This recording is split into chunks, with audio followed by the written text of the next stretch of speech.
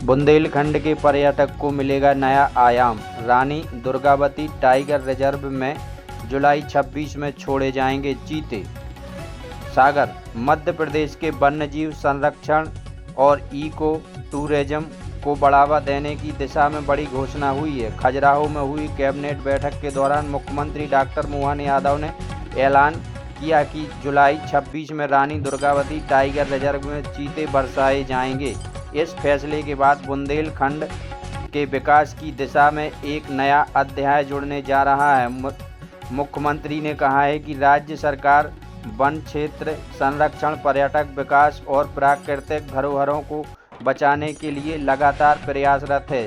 चीता पुनर्वास योजना केवल जैव विविधता और मजबूत करेगी, बल्कि रोजगार और पर्यटक के लिए नव अवसर भी पैदा करेगी।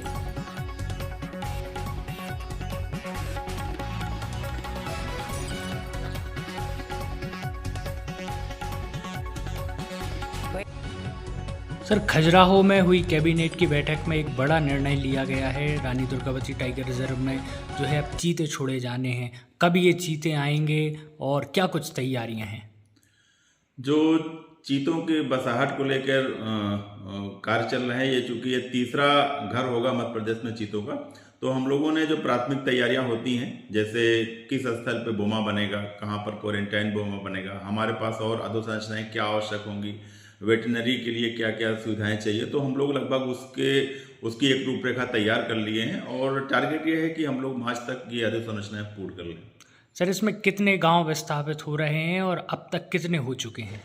जो हमारा अगर पूरा देखा जाए कि 93 गांव इस टाइगर रिजर्व में थे, तो अभी हम लगभग इस मार्च तक जो हमारा टारगेट है, लगभग हम 53 गांव तक पहुंच जाएंगे विस्थापन के उसमें। उसके बाद जो दमोह के जिलों में और सागर जिलों में गांव बचेंगे, उसको क्रमवार जैसे जैसे गांवों की सहमति मिलेगी हम विस्थापन कार्य पूर्ण करेंगे। सर, टाइगर रिजर्व में चीतों के आने के बाद क्या कुछ नया माहौल देखने को मिलेगा? चूँकि एक नया एरिया है जहाँ पर हमारे जो कैट फैमिली के टाइगर हैं, लेपर्ड हैं, और उसके बाद फिर ये चीता भी आ जाएगा, तो एक रोचक स्थिति रहेगी यहाँ पर, और इसको मैनेजमेंट को लेके हम लोगों को और सतर्क रहना पड़ेगा। तो उस हिसाब से हम लोग अपना प्रिपरेशन जो खासकर है उसकी सुरक्षा, उसके रहवास का विकास और जो प्रे बेस है उसका जो भोजन है, तो सबके लिए हम लोग हर दिशाओं में इसका हम लोग प्रयास कर रहे हैं कि जो ये बसाहट है ये सफल हो। सर, टाइगर रिजर्व की सुरक्षा के लिए क्या कुछ इंतजामात विभाग के द्वारा किए जा रहे हैं?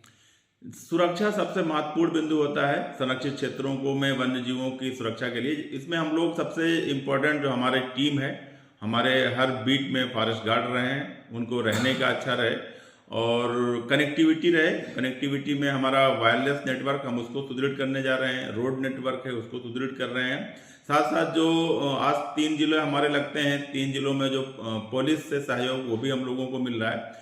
और उसके बाद जो हमारे अपराध के केसेस हैं, हम लोग उसमें त्वरित कार्रवाई कर रहे हैं। तो इस तरह हमारा अभी हमारे कोई ऐसी बड़ी घटना घटित नहीं हुई है, हम लोग काफ़ी तत्पर रहते हैं। इसके अतिरिक्त एक बहुत बड़ा जो फैक्टर होता है फायर का, हम लोग उसके लिए भी तैयार रहते हैं कि फायर की घटनाएं कम से कम